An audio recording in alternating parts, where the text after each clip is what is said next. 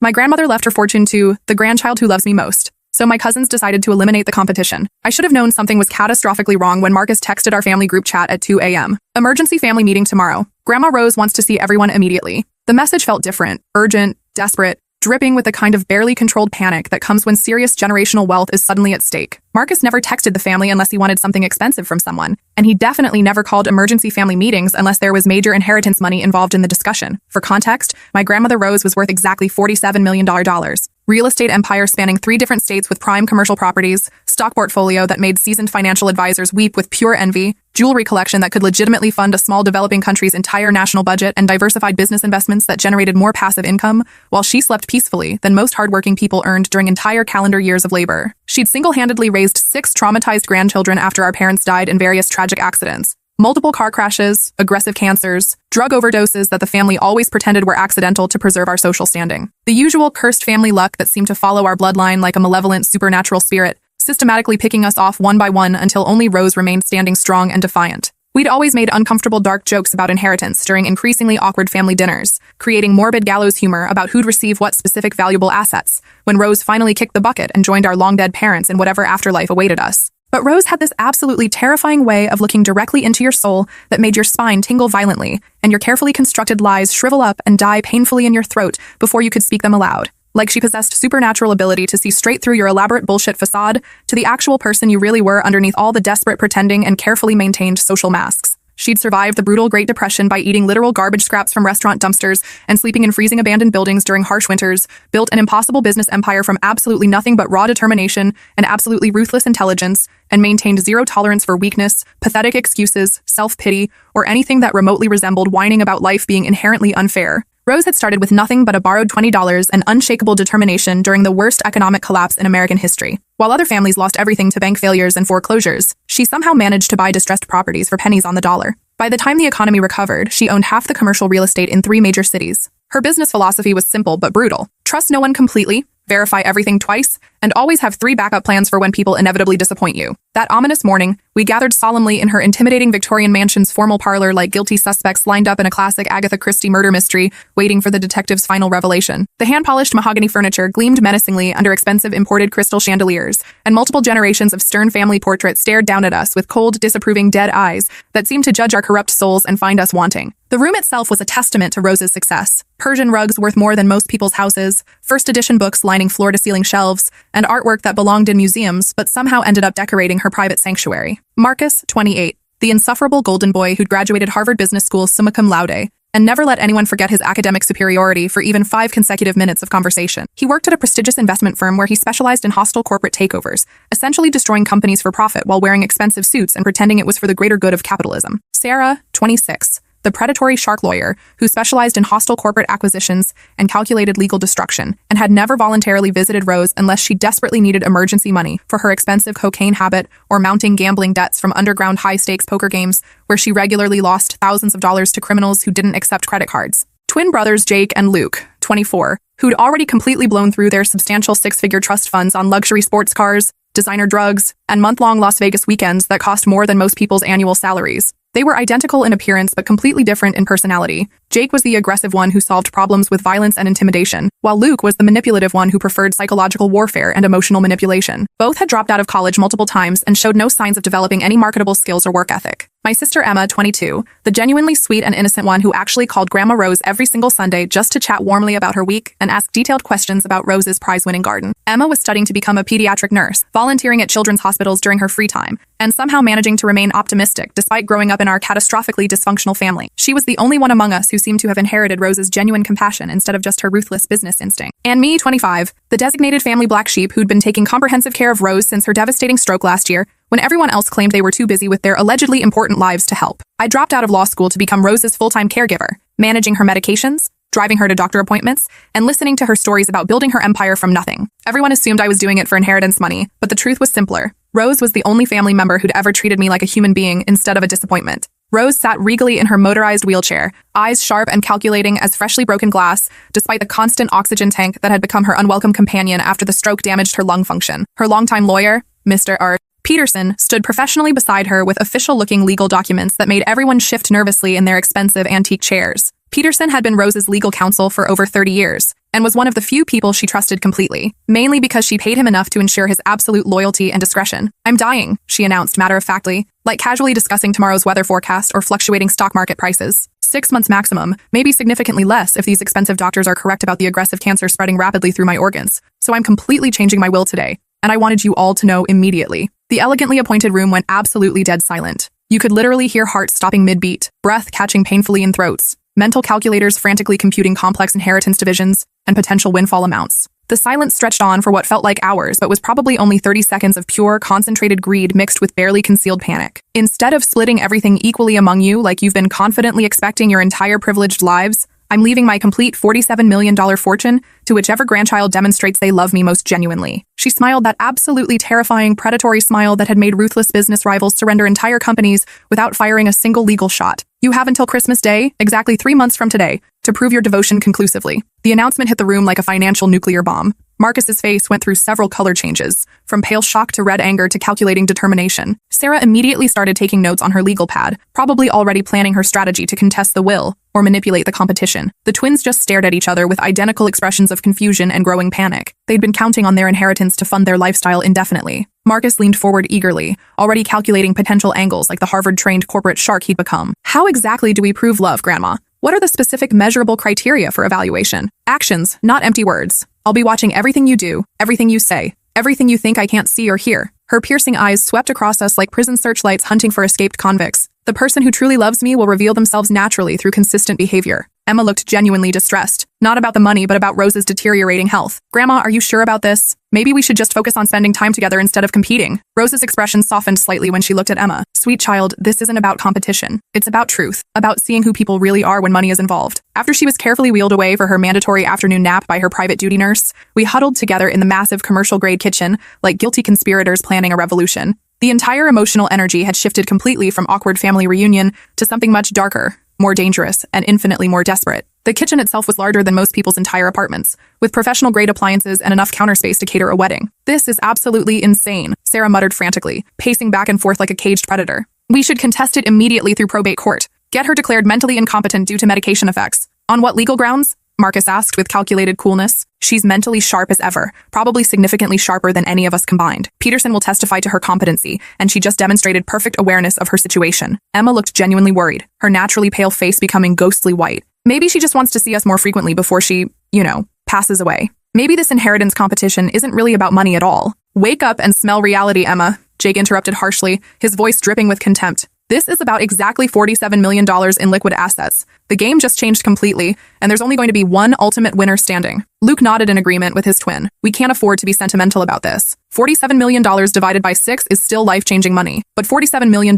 for one person? That's generational wealth." That's when I noticed the meaningful look that passed silently between Marcus and Sarah. Something cold, calculating, and absolutely terrifying. Like they were already mentally planning something that would make the rest of us very unhappy, very quickly. I'd seen that look before during family arguments. It usually preceded someone getting emotionally destroyed or financially ruined. Sarah stopped pacing and pulled out her phone. "I need to make some calls. Research the legal precedents for this kind of will structure. And I need to review Grandma's financial portfolios," Marcus added. "Understand exactly what we're competing for." Over the next few days, the family dynamics shifted dramatically. Everyone started visiting Rose with suspicious frequency, bringing gifts and offering help with increasingly desperate enthusiasm. The mansion, which had been quiet and peaceful during my year of caregiving, suddenly became a busy hub of fake affection and transparent manipulation. Marcus showed up every morning with expensive flowers, always roses, obviously, and insisted on helping with Rose's financial paperwork. He'd spend hours in her study, supposedly organizing her investments while actually photographing every document when he thought no one was looking. His Harvard business training made him confident he could optimize Rose's portfolio better than her current financial advisors,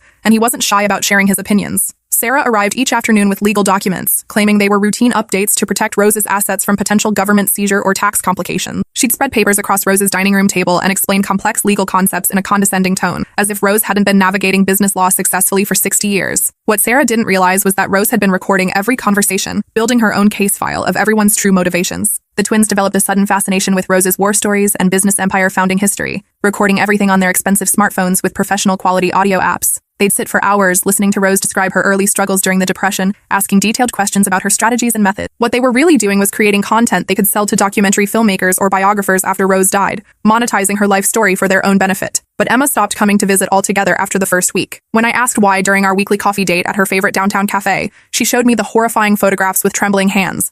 Someone had been systematically following her everywhere she went. Professional quality surveillance pictures of her at work, at the grocery store, getting out of her car, walking her rescued dog around the neighborhood park, all with precise timestamps, all recent, all clearly meant to terrify her into staying completely away from Rose and the inheritance competition. "I'm genuinely scared," she admitted, hands shaking violently as she showed me image after disturbing image. "I think they're absolutely serious about physically hurting me if I don't back off permanently." The photos were professionally taken with expensive equipment, showing Emma from multiple angles and distances. Whoever had taken them had been following her for weeks, learning her routine and documenting her vulnerabilities. There were pictures of her apartment building, her workplace, even the inside of her favorite coffee shop. Someone had been studying her like a target. 2 weeks later, Emma called me at 3 a.m., sobbing hysterically into the phone. "Someone broke into my apartment tonight," she whispered, her voice shaking uncontrollably with pure terror. "They didn't take anything valuable like electronics or jewelry, but they left something behind that's much worse." "What kind of something?" I asked urgently, already grabbing my car keys and jacket. "A note. A professionally typed note that says, 'Stop visiting Grandma Rose immediately, or things will get much worse for you.'"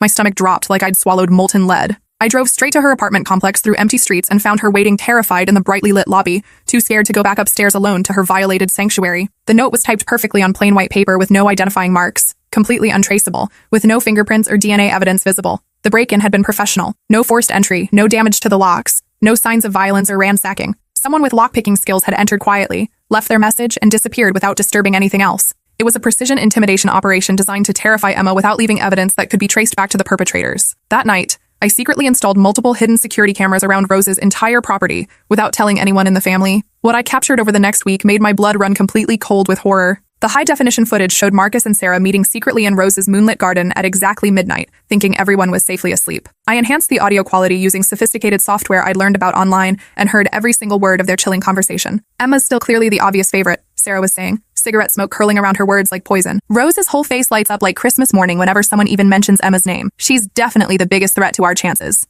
Then we need to eliminate her from the competition permanently," Marcus replied, with the emotional warmth of a corporate restructuring announcement. "Remove her from the equation entirely." "What exactly are you suggesting here?" Sarah asked, though her tone suggested she already knew. "An accident. Something believable that won't point back to us legally. You're an experienced lawyer. You know exactly how to make problems disappear completely without leaving any evidence trail." My hands were literally shaking violently as I watched my own blood cousins coldly planning to hurt innocent Emma, but their evil conversation got exponentially worse from there. "What about the designated black sheep?" Sarah asked, meaning me specifically. "He's been taking care of her daily, doing all the medical grunt work and earning sympathy points. Rose still sees him as the family disappointment who never amounted to anything meaningful. We just need to make sure he stays that way in her mind permanently." Marcus pulled out a folder filled with documents. "I've been researching his background. Law school dropout, no steady employment history, history of depression and anxiety. We can paint him as unstable and manipulative." Sarah nodded approvingly. "And I've been documenting every conversation I've had with Rose about him. She's mentioned feeling sorry for him, feeling obligated to help him. We can use that to show he's taking advantage of her sympathy." They spent another hour planning their psychological warfare campaign against Emma and me, discussing specific lies they would tell Rose,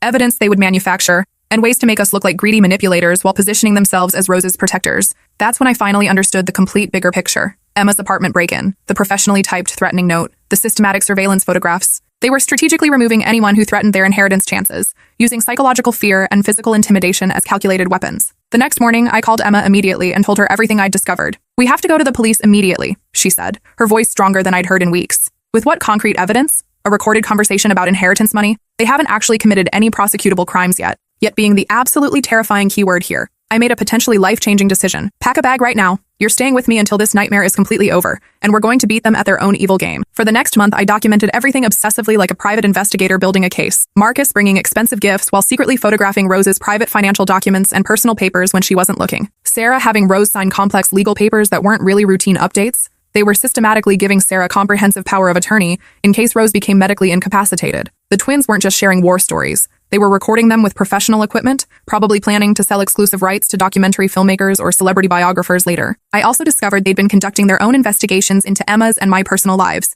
looking for ammunition they could use against us. Marcus had hired a private investigator to dig up embarrassing information about my law school failure and subsequent mental health struggles. Sarah had been interviewing Emma's former employers and college friends, looking for anyone who might say something negative about her character. Meanwhile, I kept doing exactly what I'd always done naturally, helping Rose with her complex daily medication schedule, which involved 12 different prescriptions taken at specific times throughout the day. Reading classic novels to her when her eyes were too tired for books. Her favorites were Victorian literature and mystery novels, especially anything by Agatha Christie. Listening patiently to her stories about building her business empire from absolutely nothing. Stories I'd heard dozens of times but never grew tired of hearing. Rose had an incredible memory for details, even at her age. She could recall specific conversations from 50 years ago, remember the exact prices she'd paid for properties during the Depression, and describe complex business negotiations with perfect accuracy. Her mind was still sharp despite her physical deterioration. "You know what I've learned in 86 years of life?" she asked one evening as I carefully adjusted her pillows and checked her oxygen levels. "What's that, Grandma?" "People show you exactly who they really are when serious money's involved. The ones who genuinely love you keep loving you exactly the same way. The ones who don't, well, they reveal their true evil nature." She was testing us systematically. She'd always been testing us, even before the dramatic inheritance announcement. Every conversation, every interaction, every request for help had been a small test of our character and motivations. That night, I heard careful footsteps in the hallway outside Rose's bedroom. I grabbed the aluminum baseball bat I'd started keeping by my bed and crept toward her room. The door was slightly open, and I could see a shadowy figure standing directly over her sleeping form. Marcus. He was holding a large pillow in both hands, positioned directly above her peaceful face. "What the hell are you doing?" I whispered harshly, stepping into the doorway with the bat raised threateningly. He spun around quickly, pillow still clutched in his guilty hands. She was having trouble breathing normally. I was just trying to help her get more comfortable. But Rose was sleeping peacefully, breathing normally and steadily. The medical oxygen tank was working perfectly fine, providing steady flow at the prescribed rate. "Get out right now," I said, gripping the bat tighter with white knuckles. "You're being completely paranoid," he said defensively, but he backed toward the door quickly. "This whole stressful situation is making everyone crazy and suspicious of normal behavior." After he left, I installed a hidden camera directly in Rose's bedroom. What I captured over the next week made me physically sick to my stomach. Marcus had been coming into her room every single night, not to hurt Rose physically, but to whisper poisonous lies directly in her ear while she slept. Systematic psychological warfare disguised as concerned grandson behavior. "He's only here for your money, Grandma. He told Emma he can't wait for you to die so he can inherit everything and move to California. He's been stealing cash from your purse when you're not looking. He laughs about your war stories behind your back, calls them boring old lady rambling that puts him to sleep, night after night, systematically poisoning her dreams and subconscious mind against me." The psychological manipulation was sophisticated and cruel, designed to undermine my relationship with Rose while she was most vulnerable. Sarah's approach was even more medically sinister. She'd been systematically switching Rose's essential heart medications with completely harmless placebos, making her condition deteriorate much faster than natural. The pills I thought were helping stabilize her serious heart condition were just sugar tablets disguised as life-saving medicine. But what I discovered next made everything else pale in comparison. While going through Sarah's briefcase that she'd left in Rose's study, I found detailed architectural plans of the mansion, specifically highlighting structural weak points in the staircase and balcony railings. There were also printed emails between Sarah and a contractor discussing accident-prone modifications to the handrails in Rose's bathroom and bedroom. They weren't just planning to eliminate the competition. They were planning to stage Rose's death to look accidental, probably after she'd signed over power of attorney to Sarah. The emails revealed their complete plan. Sarah would gain control of Rose's assets through the power of attorney documents, then arrange for strategic accidents around the house. The inheritance competition was just a distraction, while they positioned themselves to take everything. I also discovered they'd been slowly poisoning Rose's mind against Emma and me through more than just Marcus's midnight whispers. Sarah had been forging emails and text messages, making it appear that Emma and I were constantly talking about Rose's money behind her back. She'd created an entire fake paper trail of conversations that never happened, planning to present them as evidence if Rose ever questioned their motives. The depth of their planning was absolutely staggering. They had backup plans for their backup plans. If the accident approach didn't work, they'd prepared evidence to have Rose declared mentally incompetent. If that failed, they'd arranged for Emma and me to be framed for elder abuse. They'd even researched private investigators who could be bribed to provide false testimony. But their biggest mistake was underestimating Rose herself, and underestimating how far I'd go to protect the people I loved. I spent the next 2 weeks gathering additional evidence. I broke into Marcus's apartment while he was at work and found detailed floor plans of Rose's house with marked escape routes and timing charts. He'd been planning this for months, studying Rose's daily routine down to the minute.